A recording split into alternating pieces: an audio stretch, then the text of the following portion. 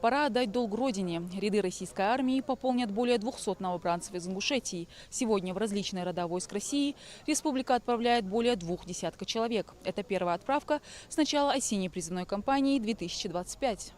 Военный устав и четкий распорядок дня. У этих ребят впереди 12 месяцев суровой настоящей мужской школы. Магомед Булгучев не стал дожидаться повестки, а сам добровольно явился в военкомат и изъявил желание отслужить. Призывает и других исполнить свой долг.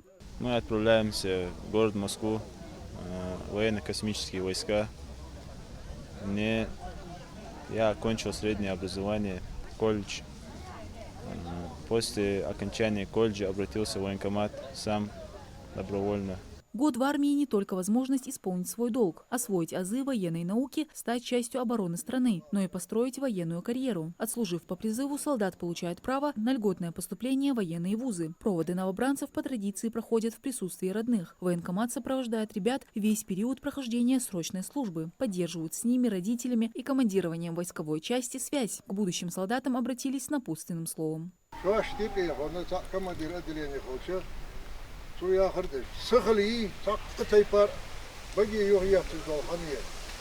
повышать команда, командовать, голос повысить, да. Своего сына провожает сегодня Ибрагим Камурзоев. Он сам в молодые годы служил в армии. Делится, что это его лучший опыт. И в дальнейшем надеется, что его сын свяжет свою жизнь с военным делом. Сам он захотел служить. И сам захотел, и попросил служить, чтобы он поехал служить сегодня. Вот я ему дал добро. Все призывники прошли медицинскую комиссию, побывали у окулиста, стоматолога, хирурга, терапевта, невролога, психиатра и получили заключение о годности к службе. Новобранцы на сборном пункте получили фуражки, кокарды и берцы. Провожают призывников на срочную службу и главы муниципалитетов, родные, близкие, друзья, одноклассники и одногруппники. Женщины более эмоциональны, провожают с грустью и слезами на глазах. А вот отцы, братья и дяди не скрывают гордости. О комфорте новобранцев забывать не стали. Во время всего пути призывники будут обеспечены полноценным питанием. Впрочем, новобранцев ждет ежедневная проверка на мужество. Военным комиссариатом республики, в свою очередь, на ежедневной основе проводилась работа по призыву срочников, и она продолжится дальше. Призывные комиссии, они созданы, они работают. Призывные пункты тоже полностью начали свою работу.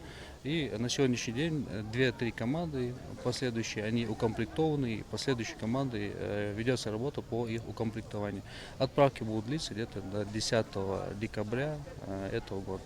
Весомую работу военкомат проводит с уклонистами. Напоминают, избегание службы без уважительной причины может лишить свободы до 2 лет. Также в России несколько лет действует приказ Министерства обороны, который запрещает выдачу военного билета мужчинам, не прошедшим службу в армии без законных оснований. Вместо стандартного документа они получают справку уклониста. Мадина Цоро, Хасан Евлоев, Магаз 24.